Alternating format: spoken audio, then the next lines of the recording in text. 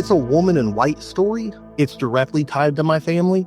There was a knock at the door. My uncle answered it, and there's nobody there. The next night, there's a knock on the door, and my great-grandmother, she answered the door, and she said that it felt like the wind cut through her and went into the house. But again, nobody was there. The night my grandma died, my mom was driving back to their house.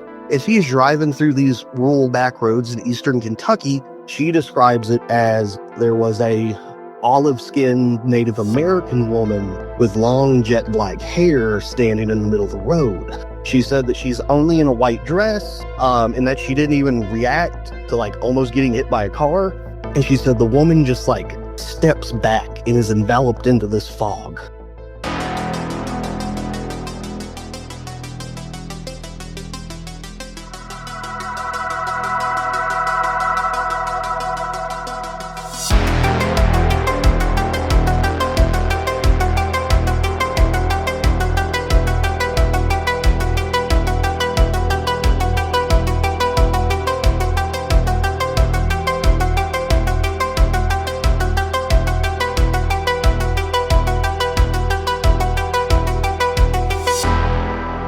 This is Bigfoot Crossroads. My name's Matt, and joining me is John Taylor. John is a newfound friend and host of the YouTube channel The Other Side, where he talks about all kinds of creepy and strange and serial killer goodness, stuff that I like, stuff that I'm into. John, thanks for joining me. Hey, I really appreciate you, man. I'm super excited to be on here. First off, I don't know if you're prepared to talk about this or not, but you mentioned something already in conversation that I wanted to hear about. You have a story about a pell crawler? Okay, so yes and no, it's not my story. But it is a story I have. So one of the first YouTube videos I ever made, it was from a Reddit post on the r/crawlers subreddit.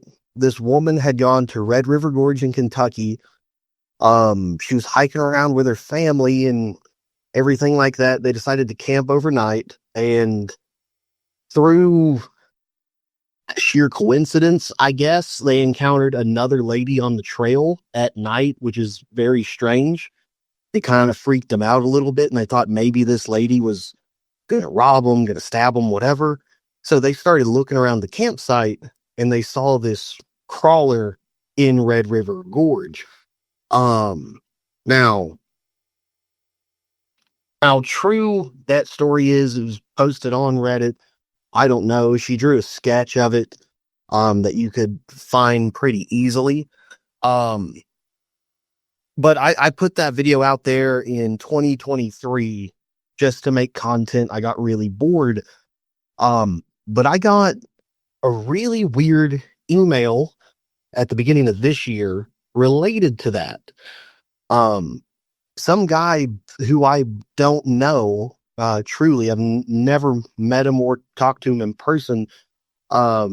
He sent me an email that he had gone out to Red River Gorge, and he was going to find whatever the hell this thing was. If I remember correctly, like he was ready to camp overnight. He brought a hammock and like a knife. Then found this really weird arrangement of stuff. And I'm trying to pull up the picture and I don't know where it's at on my computer, but it was like a weird spiral of bones. Like they were purposely set out there. And he thought that was really weird. Oh, yeah. As he kept going through the woods, he heard a chanting sound, which, like, I'm from southeastern Kentucky. I've heard stories about people hearing chanting in caves and in the woods all the time. Like, my own uncle told me stories like that growing up. So I'm like, oh, you're probably down there with, like, some weird cult or something, whatever. So he gets closer and closer to this chanting, and there's people in a cave at Red River Gorge dancing around a fire, chanting, doing weird shit. And he said that it looked like there was a person on like a stone slab in the middle of the room. And then he turns around and he sees what I'm going to assume is the same pale crawler in the trees. And he dips out of there. So now there's two accounts in Red River Gorge of this. I don't know how true these stories are, but I enjoy them. Crawler stories are starting to pop up more and more where I'm from in Kentucky. So, I'm not sure. So did you grow up with an interest in this stuff? How did this whole thing get started for you? So, like, I was a weird kid. I was born with heart problems. So, like, I immediately, like, died when I was born, and I've died 3 other times, and I've had to have a ton of heart surgeries. Damn. So I wasn't very, very outdoorsy. I was a book kid. I watched a lot of History Channel. And that's when, like, Monster Quests and everything came on. So, like, I would watch those videos and read books about it. Birth of the internet, there were Angel Fire pages, and Right. so I'd go through all of that. But like, I grew up hearing one specific story, but a bunch of spooky stories from like my mom and my grandparents that just made me interested in it. I feel like I'm like Mulder from the X-Files. I'm not seeing a lot of things, but I want to believe in it. And the things that have happened, like I didn't see a ghost, I didn't see a dog man or anything, but enough weird stuff happened that I feel like it falls in the realm. What was the one story that you heard? What was it? Something your family experienced? Yeah. So it's a woman in white story. But it's like, it's directly tied to my family. Let's see, my great grandmother, she was like straight Native American. Her family was straight out of the Blackfoot Confederacy, moved across the United States, somehow ended up in Harlan, Kentucky.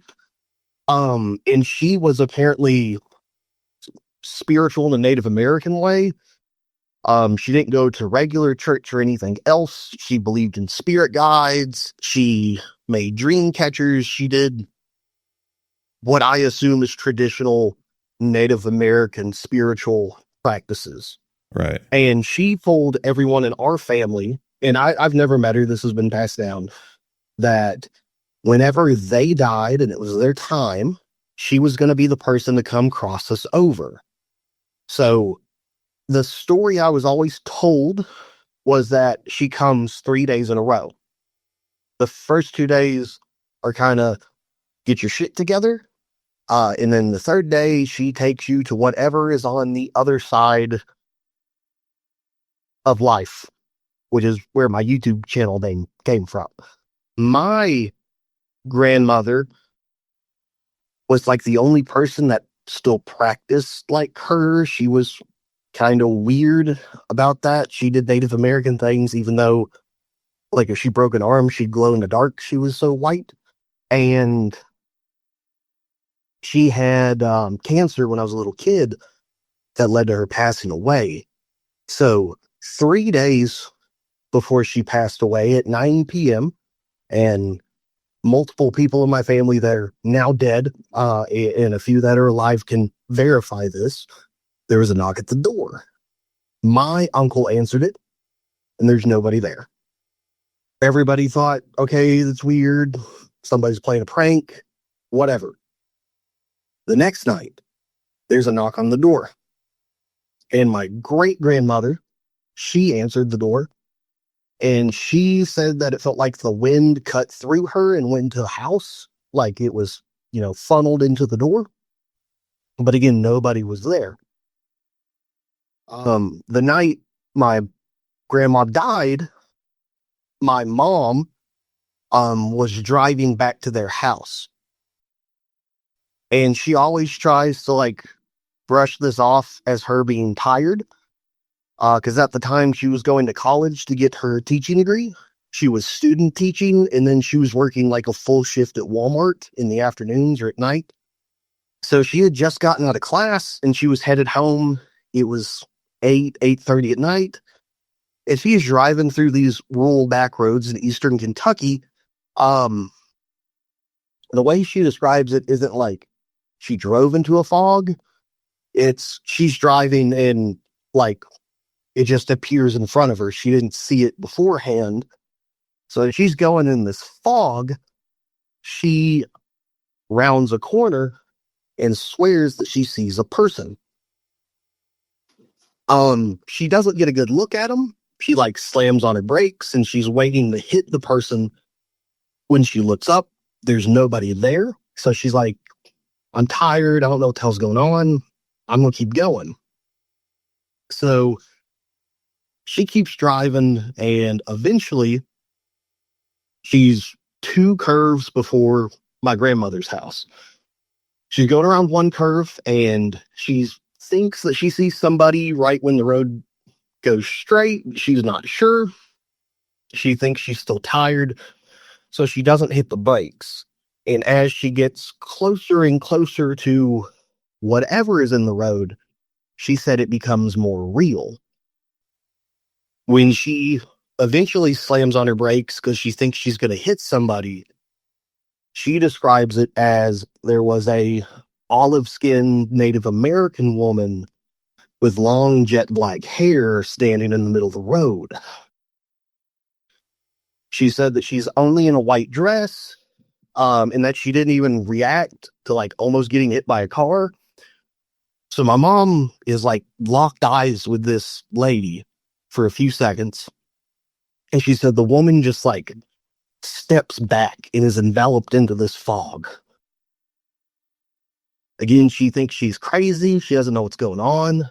So she drives, the few hundred yards that are left to my grandma's house and like walks into a shit show. Before she can say anything, like the hospice nurses are jumping around, machines are making noises. Like I assume my grandmother coded, but like there's a bunch of people in the house trying to figure out what's going on. And in the middle of all of this, there's a knock at the door.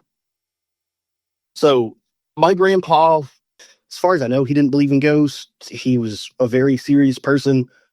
And he's like, that's those kids knocking on the doors again. We're waiting on the ambulance to get here. We know they're not here because the windows are open, right? Mm-hmm. So they don't answer the door. When he basically says, ignore that, the front door and the back door, which is by the kitchen, but you could probably see through each door if they're both open. They're all locked and chained. They blow open to the point that they put holes in the drywall. And it's middle of June at this point. All of the people there said it got so cold that they could see their breath. And that is when my grandmother flatlined. Wow. As she flatlines, fully passes away, they said all the cold air left the house. So I grew up hearing that story from multiple people's perspectives that were there. And I always kind of thought they were full of shit. Until 2019, 2020.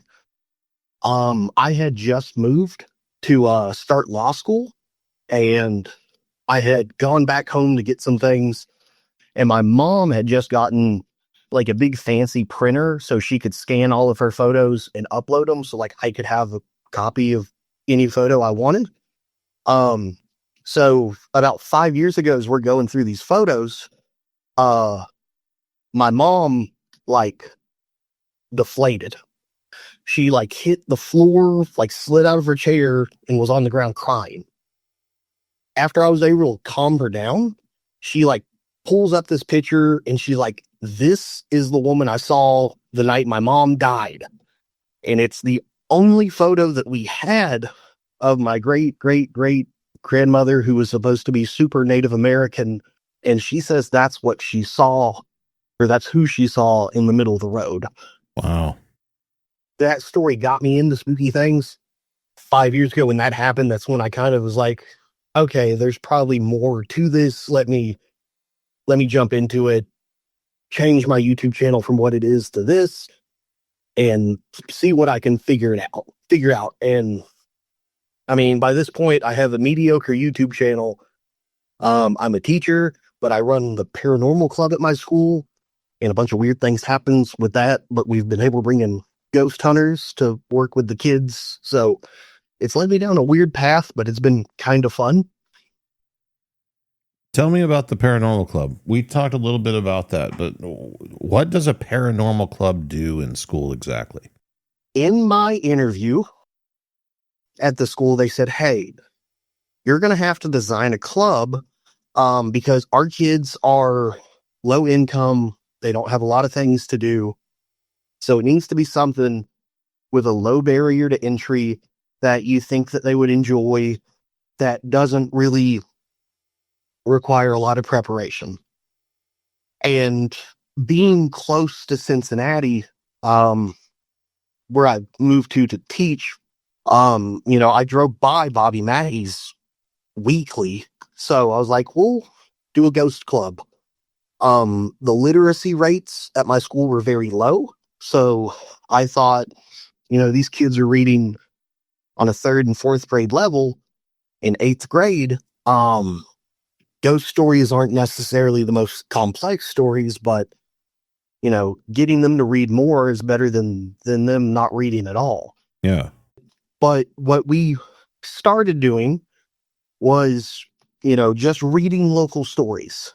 We would read about Bobby Mackey's. We would read about some house in Newport, Kentucky that has a ghost lady, lady in white or something like that. I can't think of it.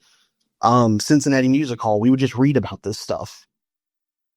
More kids got interested to the point that the school decided to make clubs part of the daytime curriculum. So once a month, instead of us going to like homeroom, we went to clubs for about 45 minutes. And out of the 200 and I think it was like 256 kids that were eligible to be in clubs, I had 160. Wow. Which was awful. It was a mess. But what I ended up doing was, hey, some of these kids, they don't want to read ghost stories. So I went and bought a spirit box. So I had them go into another room because we're in the library. There's multiple rooms there. Had them go into another room and mess with a spirit box. Had them go into the esports room because there's a giant table there.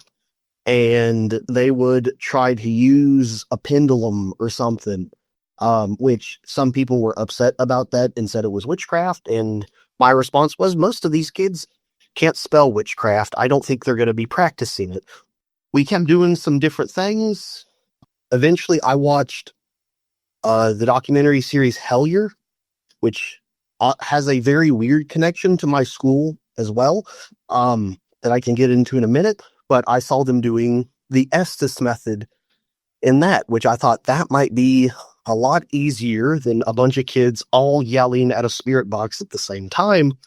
So I got a few more spirit boxes. We got technically we got the esports headphones, connected those, and the kids are super into it. Kids that would never even look at a history book or go to the library have gone and gotten library memberships. And one of them actually talked to me today. They're researching names that we've gotten through spirit boxes or EVP sessions. Oh, wow. And so the names we've gotten Stan, which I don't want to give out the last name because we found one Stan's ex-wife's family and Stan's brother, and had them listen to a spirit box session, and then they put on the headphones and they said it sounded just like him. So we were able to find a Stan with connections to the school. The reason we found him is because his ashes were spread. Well, realistically, they're spread right outside my classroom, because that was one of his favorite spots on campus. I hate that. Let's see. We kept getting Stephen, Sarah, which is weird. It's all S names. There is a local legend about a girl in a blue dress, and we've gotten that full sentence before on an EVP. I'll have to find that. They're asking, who are you? What do we know you as? And we got that response. Lights have gone on and off. Night janitors have seen full body apparitions. I've had psychics come to the school. I'm not going to say we, because the school does not approve of it. I've had psychics come to the school and professional ghost hunting teams to lead ghost hunts during like after school events. Every year we have a after prom celebration. We do 50,000 things, and one of them's a giant ghost hunt.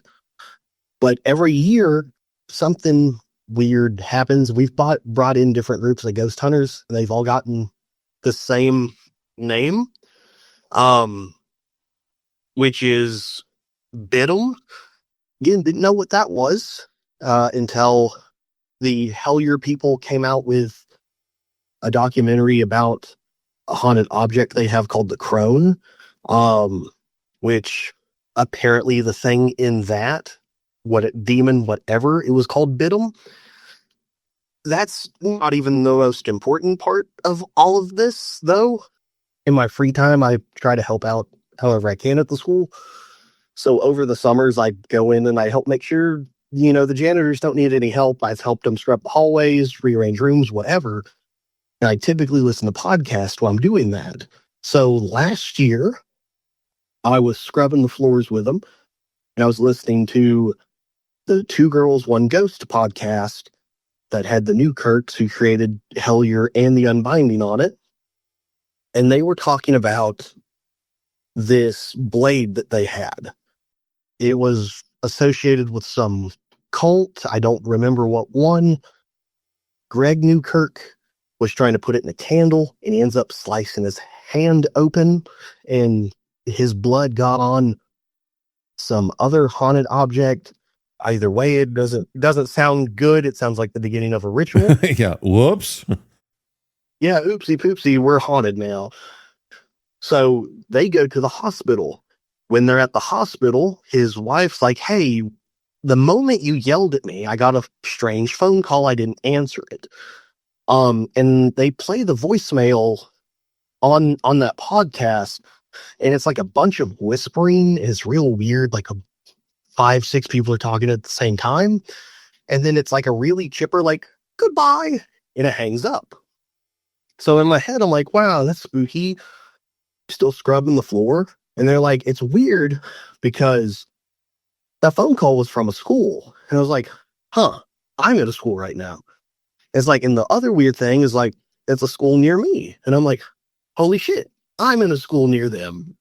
And then they're like, the weird part is that the phone call, it came from a street named, I really don't want to dox my school. Yeah. But the name of the street is associated with like their investigation into Pan and Grunman and their whole Hellier Goblin investigation. I was like, damn it, it's my school. Sure as shit, they go into a little bit more detail, and like that is 1,000% my school. Wow. I sent them like a whole crackhead email. They responded and they're like, hey, we'll talk to you at some point about this. We're busy. They've not gotten back to the we'll talk to you about this, but at least they know about it. Yeah. It's probably the longest email I've ever written in my entire life. P.S. guys, I think we could be really good friends. I feel like yeah, I've sent those emails before too. Yes, I'm technically your neighbor. Do you want to go get Taco Bell together and speak about this? Yeah. But my store is apparently haunted, and the modern day Ghostbusters are connected to it. So was there any like lore at the school previous to the paranormal club that you knew about? There was a janitor that had been there for a while, and he's the first person that told me about the girl in the blue dress. Because he had seen her on multiple occasions. It's a little 12-year-old girl at most, but she walks around. She has a blue dress on. Allegedly, the second story staircase, she leaned over the side. and fell and like broke her neck and died on impact because the second floor is not very high. So I don't know how really you die unless you land on your head. But he had seen her before. Before the paranormal club, I became friends with the band teacher, and he would hear disembodied voices in the band room, which is really weird because it's like completely soundproof. You can't hear anything on the outside. But he would hear voices in that room when nobody's there. I've actually been in that room with him, talking to him, and like something will hit the cymbals. And I'm not gonna lie, it's the highest I've ever jumped in my entire life. I would break Olympic records if it happened again. But there was nothing by the drums. Back in the day, northern Kentucky flooded pretty horrifically. I think it was like 1930 something. A giant flood happened. Like technically the school was built on top of houses that were just bulldozed into their basement. But the people that lived there during the flood, I don't know if they died in the flood, but they sure as hell went missing, and they weren't found after that. Granted, record keeping in the 1930s was not the best, but most likely they passed away there. I mean, we're right by the Ohio River, so if you believe in the connections between running water and the paranormal, there's that. Also nearby, the oldest account of something strange I've been able to find is allegedly the local Native Americans ran a Nephilim, like a biblical giant, out onto an island that was in the middle of the Ohio River, and they killed it there. I don't know where the hell that island is, because the water levels have risen. But like, there's just the history of weird stuff in that area. Plus, like, parents, former principals, school board members, students. I'm the weird guy now, so they'll come tell me their stories. The former principal has a UFO sighting from when he was a kid that was investigated by J. Allen Hynek with Project Blue Book. Wow. So, like, there's that on the banks of the river. Kids claim that there's dogmen in the woods and wendigos. There's been a handful of Bigfoot sightings in the area, of Bigfoot, swimming across the Ohio River, Bigfoot walking across the street, because it's heavily populated, but like there's decent amounts of like woods in the area. I'm not too sure a Bigfoot could really live there, but they claim it's there. And then there's a pig lady that story goes back to like the 1940s that's seen in the area. A pig lady. Okay, what's the story with the pig lady? I've never heard of a pig lady before. I didn't know about this until the first time I had detention, and the kids that were in there were like, "You're the weird guy. Let me tell you a story." There's like 4 different stories, but like the version that has the most elements of all of those, that seems like it's probably the closest to whatever the truth is that this woman was walking down, I think it's Route 8 in Kentucky, when she was either hit by a car or shoved out of a car if she wasn't walking, and getting hit by the car or thrown out of the car led to her hitting her head. And story A is that she hit her head and she passed away immediately, and she was eaten by pigs. And she came back together as some hog lady. And the other story is that she hit her head. A local farmer went and, rescued her. And because she was so disfigured, he cut the head of a pig off of and put it on her face. Jeez. Both of them just sound like urban legends, but the people that I talked to, they seem to believe it. Kids, but like juniors and seniors, they will go out and do like hog woman hunts through the woods and they'll follow the railroad tracks to like the deep woods, because that's probably the easiest way to get back there. And like they have pig calls and everything trying to find her. Every year they come back with stories. Some kids say that they saw somebody in the woods that could be her. That's where they came back with a Wendigo sighting, that something came at them on all fours and then it stood up and ran at them. But people in that area seem to believe it. So it's just one of those places where there's just a bunch of weird shit happening all the time. There's just so much weird lore in the area, and you really wouldn't think it. You're just like, oh, this town's, you know, if it's just, you know, a plain, because it's super small. It's like 2 miles wide. You know, it's just like a little town near the Ohio River, but everybody has a story of something. I wonder how many schools out there are haunted or have stories of being haunted, because my high school was pretty famous locally for being haunted. There was a band director that had a heart attack during a performance. I think it was an after school performance. I don't think it was during the day, but he was literally like up there. And I think the story was that they were performing a song called Bring Me Sweet Death or something like that. Something something very fitting. And he died right there on the spot of a heart attack in the auditorium. And I was heavily involved in stagecraft and all that stuff. I ran sound for the school. So I would spend a lot of time in that auditorium by myself, and it definitely had a vibe to it. I never experienced anything other than, you know, strange noises that big empty auditoriums make occasionally. But there were a few people that said they saw stuff every now and then. And then there was a basement level to the school that was supposedly haunted. And again, it was also very creepy, but the area of it that was haunted, they had converted part of it into a kind of like a batting cage area for the baseball team to practice in. And it was a very unassuming door. There was no windows on the door or anything. You had to have a key to get in there. I only went in there one time, but you like unlock it, and it's just this big empty room, and they had hung up, you know, nets and stuff for the batting practice, but there was no windows or anything. Like I said, it was the basement floor. And so like, yeah, the kids would, you know, turn the lights off and try to scare one another. And then there was another story about a phantom car that would drive down the street behind the school and pull into the back parking lot and circle the back parking lot and then kind of fade away as it drove out of the parking lot.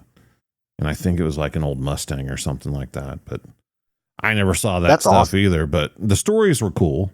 And, yeah, it's just weird because whenever you think about the theories behind how places are haunted, a school doesn't really seem like a place that would be haunted all that often, but you hear lots of these stories. There's enough weird things with schools to the point that, like, so my wife's a teacher and my mom's a teacher. People in their districts and other districts around me have been like, hey, like, would you bring your stuff in? And like, we walk around because this happened. You know, Billy Sue said that he saw somebody hanging from a rope in, you know, the I'm gonna have to strict the locker room, and nobody knows, but a long time ago when the school was first being built, somebody snuck in and hung themselves in there. We try to keep it hush hush, or like there's so much weird stuff that now gets filtered to me because of my job, that like there's probably 15 schools I could go into right now across Kentucky, because some of them are in southeastern Kentucky, central Kentucky, that have all asked me like, hey, could you come in and tell us what's going on? I like to think that because there's so many people there, it's like a battery or like a charging station for ghosts, and maybe some of these kids are like lighthouses for them or beacons of light. Like, hey, I'm putting off the energy, come here. And then they just stay because they can, absorb that energy or whatever. Um, and that's an idea that kind of has stuck with me for a while. One of my first jobs, I worked at a movie theater that was supposed to be haunted, and nothing really happened to me, but like there's a guy that claimed he got abducted by aliens. And like that was one of the things he said. He's like, oh, it happened here because so many people come here and there's so many emotions and there's so many, so much activity here during the day that something supernatural can just feed off of it. I don't know if that's true or not. I mean, Zach Bagans could say it, and I definitely wouldn't believe it. But I like to think it's real. Yeah, I was just thinking the same sort of line of thought as that while we were talking about how, over the years you have so many kids that come and go, and a lot of them are going through puberty. A lot of them are, dealing with things at home and keeping them to themselves whenever they come to school, but still thinking about them, lots of emotions and stuff, all sorts of things going on. And maybe that is some sort of magnet or, energy thing that these things feed off of. And the same thing could be true about, all the kids going out there looking for the pig woman or the hog lady or whatever her name is. They might be, they might be manifesting their own encounter somehow. I got pulled into this end of October in 2023. A 6-year-old girl told her parents that, and this is how she phrased it, the black man hanging from her ceiling is scaring her at night. So I spoke to them, and I ended up speaking to the kid like, what do you mean that black man? Does he look black like, this person, insert Donald Glover or whoever, or like black is in a shadow? And she said it was like a shadow. So I'm like, what do you mean he's hanging from your ceiling? Is he hanging from something? And in my head, I'm like, they're going to be hanging from a noose. What she said is significantly worse. She said that this guy that's on her ceiling had his feet on the wall and his hands on the ceiling, and he'd turn his head so he could stare at her. Nope. Yeah. The parents are like, what do we do? I'm like, you burn down the house. Yeah. What do you mean what you do? I gave probably the worst horror movie dad advice ever of talk to him next time, see what he wants and see who he is. The next day they called me, and the little girl said his name is Ryan Hill, and he fell through the ice and drowned in Minnesota. Wow. And this is in southeastern Kentucky. And I was like, did you ask him what he wanted? And she's like, yeah, he wants help crossing over. I'm like, again, most stereotypical horror movie shit I have ever seen. I tried to do some research. I couldn't find much. My law school connections are still there, and they have access to a lot of databases. So I was like, hey, can you find me a Ryan Hill that drowned in Minnesota, that fell through the ice? 30 minutes later, they're like, here's a Ryan Hill. He died on this day. He fell through the ice in Minnesota. I'm like, cool. Send me as much as you can. Through that, I was able to find an obituary and a photo. So we got together. We got like 6 or 8 photos of random white guys and put this guy's photo in the middle of it. And I was like, hey, that guy, does he look like any of these? And she pointed like straight at the obituary photo and she's like, that's him. I don't know. How do you explain that? They're in southeastern Kentucky. This person died in Minnesota. The only connection I found is the oldest map I was able to find of that area was from 1937, where their house is. And it's on top of like a limestone and karst bed, because that's where the mines that were in the area were looking for in that time period. And like there's other places that are super haunted that are like that, like the Bell Witch Farm in Adams, Tennessee. So I'm like, maybe this is a ghost lighthouse. I don't know, man. The last time I checked up on them, I don't know what to do. I was like, hey, here's a spiritualist. She might be able to help you. I would just be like, hey, I'm 6. I don't know what I'm doing. Yeah, like, hey, man. Last time I checked up on him, which was a couple months ago, they haven't seen him. Apparently he has moved on. Now this girl's twin brother, which they're now, 8? He apparently sees shadow figures looking in from the hallway, that are his size. So still researching that, but, I don't know. There's just weird stuff finds their way to me. So what's your favorite case, or even topic? Like what's your thing that you're into? I would say the thing I'm into the most, just because I've seen one, is like UFOs. Like it is most likely not alien. It's most likely government stuff. When I was 13, so yeah, maybe a little bit less than 15 years ago. I don't have enough fingers for this math. My stepdad was a truck driver, so like we went across the country. And I know we were close to Roswell, because I wanted to go. They don't let semi trucks into like down Main Street in Roswell because it's so small. But we were driving down the interstate. And I was like, look, there's a UFO. Look, look, look. He looked up. He goes, there's a UFO. And he doesn't believe in anything. A ghost could appear in front of him and disappear, and he'd be like, magicians. Like, felt like, but he said it was UFO. So like, I was amped. I'm like, somebody else saw it, and it was just like a translucent triangle. It eventually like blinked, disappeared. Maybe my eyes unfocused. I don't know. And the thing that like solidified that for me is we went to a Flying J truck stop like 30 minutes down the road. And our waitress is like, what's wrong? He's like, I swear to God, we saw a UFO. And she's like, give me a second. And she came back with like an old Polaroid. It looked exactly like what we saw, except that picture was taken at night. And I was like, yeah, that's it. And my stepdad's like, other people see it? And she's like, yeah, the people that just walked out, they said they saw it too. People see it all the time. Don't know what it is. Again, most likely military aircraft. If I had to guess, I'm not going to say it's little green men, but just UFO stories geek me out. Especially because like I'm close enough to go to Wright Pat and go to the Air Force Museum and be like, that's the UFO from this episode of X-Files because it's finally been declassified. Yeah. That's crazy. A Polaroid, though? Like, you can't fake a Polaroid.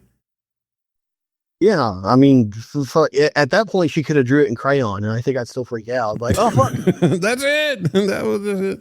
Yeah, I don't know what to think about the UFO stuff. I've seen, like, one thing during the day with my cousin that I can't explain. Back whenever I was, like, 16, and then I saw some strange lights that I still don't have an explanation for, that was just really bizarre whenever it was probably about a year before that, actually.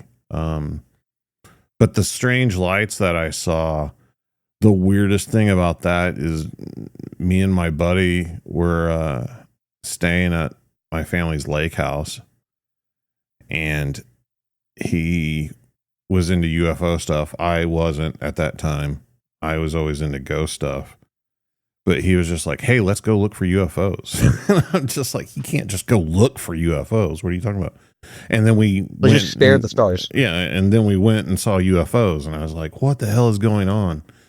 And we went, the lake house that we were staying in and where we were at was probably a quarter mile away.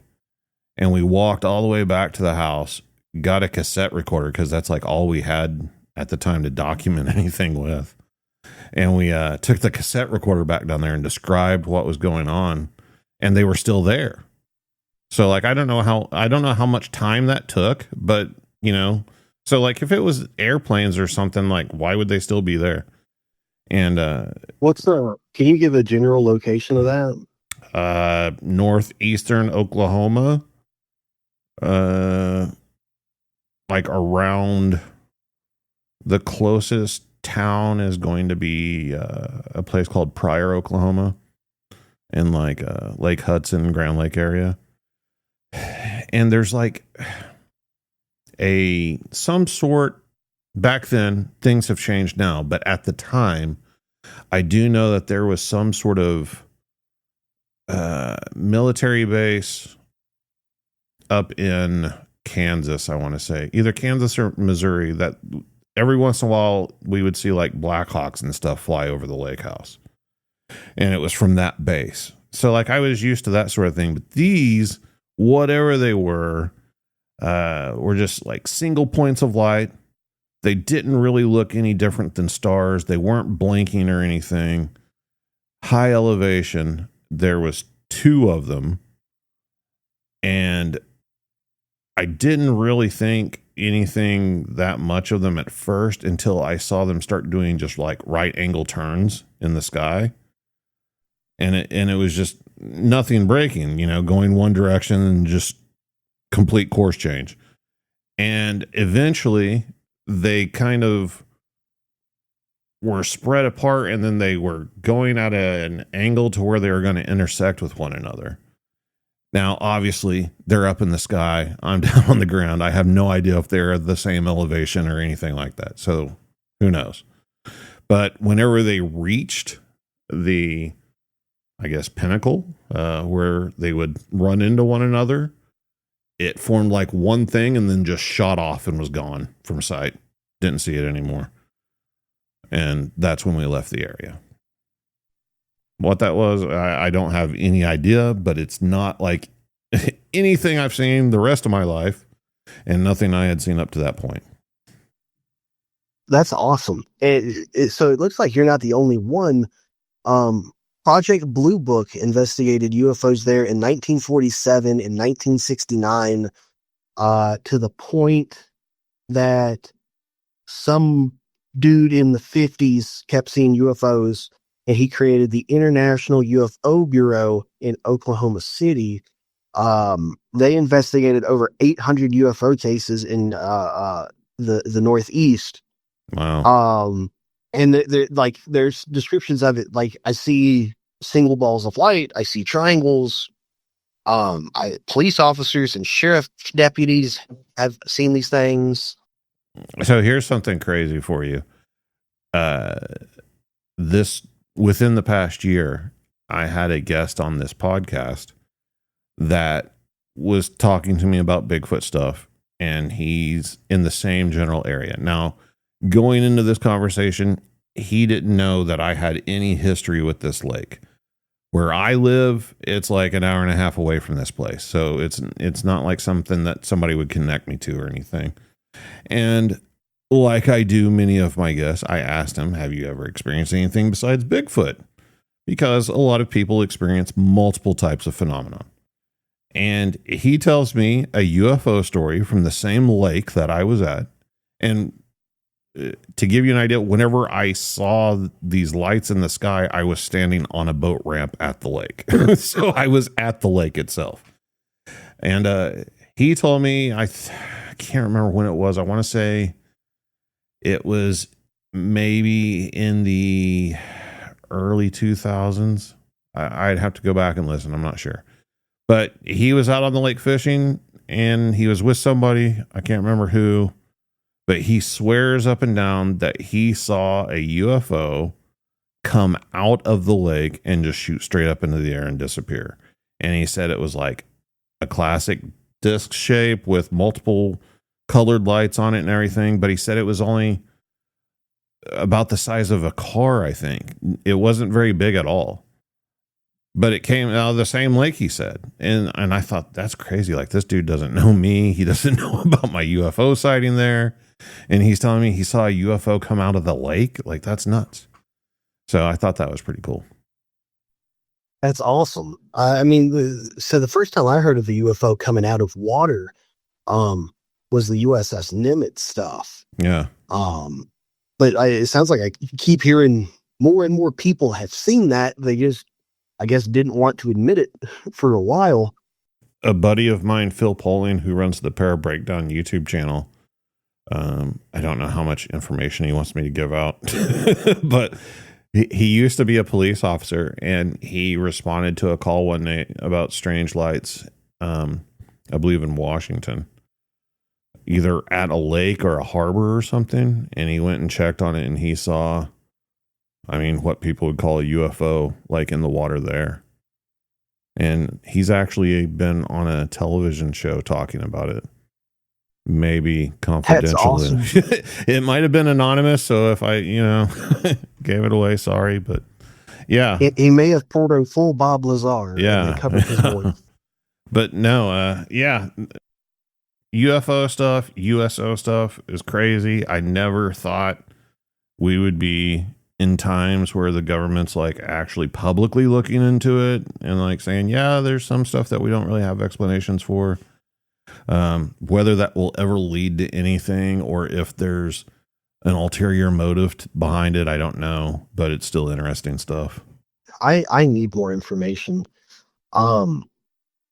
So I don't think I've ever talked about this on my channel, and I need to. Back when I worked at the movie theater,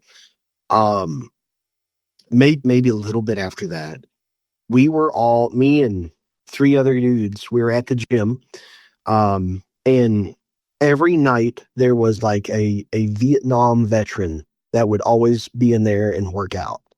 One of my friends, he worked at the gym, so like he's like, that guy talks to us all the time. I'm gonna, pull up his thing and see if he's just always in here when we're in here. When he pulled up his profile, it said like, this guy has severe PTSD. Leave him alone. If he wants to talk to you, like, let him talk to you. Like, this is per request of his daughter or whatever. So he told us that. So we left that guy alone. One night, we're talking about a guy that we used to work with at the movie theater who, as much as I want to think he's crazy, he was actually the lawyer of one of the SEC football teams. To get to that point, I assume you have to not be crazy and actually be pretty good at your job. But he like swears, and I can get more into it if you want, that he was abducted by aliens one night when he was working at the movies, to the point he's got a tattoo of it. So we're telling that story, and old Vietnam guy hears us, and he's like, "Are you all talking about aliens?" And like we're like, "Ah, shit, he's gonna make fun of us." We're like, "Yeah." He goes, "You hear about the USS Nimitz?" And this was before, I think this was right before the New York Times article in 2015. So he tells us about it. So I assume he heard about it through somebody he knew in the military. And then he proceeds to like start telling us some weird shit. I want to preface that like, I'm not saying that what he's saying was true, but every other story that he told us after that day, like, hey, I got a Purple Heart. He brought in the Purple Heart. Like he brought in metal, or not Purple Heart. I don't know what metal it was. But he would like bring in the metals he would tell us about and everything else. So he's backed up everything else. He claims that he was working security at some sort of airbase, and that they kept seeing UFOs, and like they kept calling it in, and planes would be scrambled to check them out. Till eventually, like, he became friends with people there. He went out to lunch with them, and they're like, "You got to stop calling in those UFOs." And he's like, "Why? Like, fucking, they're planes flying over, or whatever." And like, "No, that's our shit. You're gonna get one of these pilots killed, because if they see it and they report back, we're gonna kill them." He's like, "What? Why do we have that stuff?" And again, he could be full of shit. The person I was talking to him could be full of shit. But like, they allegedly proceeded to tell him that the United States knows of multiple different races of aliens, that they share technology with different countries. That's why we were able to advance so quickly. Built the first planes, then we went to the moon 30 years later, and now we have 10 times the technology that sent us to the moon in our pocket. Like, they proceeded to tell us all this shit. So he told us that stuff, whatever. Life went on like normal. Before I moved to go to law school, we saw him and we're like, "Hey, we're all kind of like leaving this area. Were you full of shit when you told us that?" And he goes, "No, I swear to God, I wasn't. I'll try to call up that guy and see if he can tell me more information if you all want to like come back to the gym tomorrow." We went to the gym the next day. He wasn't there. Then like later that week, the people that like still live there, went to the gym there. They asked our buddy that worked there, like, hey, will you pull up his profile and see like if he's been here, if he's just dodging us? His account was deleted. Wow. Couple of years later, actually, because it was 2022. One of the guys we went to the gym with, talked to that guy with us all the time. He walked into an Asian restaurant, like a buffet, and saw him. And that guy was there, and he's talking to somebody. And he's like, hey, man, I'm not seeing you in a while. And he's like, he said, the guy just like, how'd you know I was here? Like, what do you mean? He's like, you followed me, didn't you? Like, could have been PTSD. But he freaked out. And then they all said that they were followed by like black vans. I wasn't there. They might just be crazy, but I don't know. Maybe they got told too much, or he said too much, or yeah, I don't know. It just seems like you hear these stories like that coming from different people at different times, where there's got to be something to it, man. There's got to be a grain of truth somewhere in there, even if it's not all totally accurate. People didn't just imagine all this stuff on their own and come up with the same things and the same stories over and over and over. What's the story with the guy that got abducted at the movie theater, though? That's crazy. This dude's a law professor. He's a very successful lawyer. He was part of the like night cleaning crew, which they come in after the last movie's over. So he went out the back door of the theater and he was going to take out trash. And like he was apparently blinded by this giant bright light. So his eyes like adjusted to what he thought was a spotlight. And for reference, like this movie theater is at the bottom of a giant hill.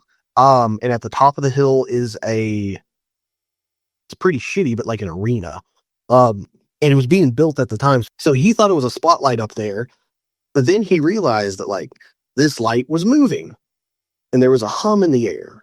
So he watched this, super bright UFO fly around, and he said that he was amazed. And it was, like the most transformative moments of his life, right?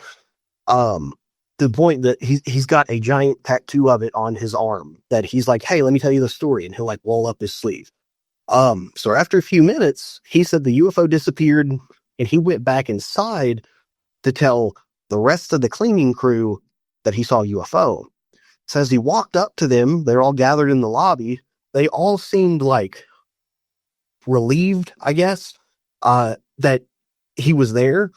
And then, like the manager started yelling at him. So he began to explain, like, I saw a UFO. I don't know why you're mad. I was only outside for like 2 or 3 minutes watching this thing.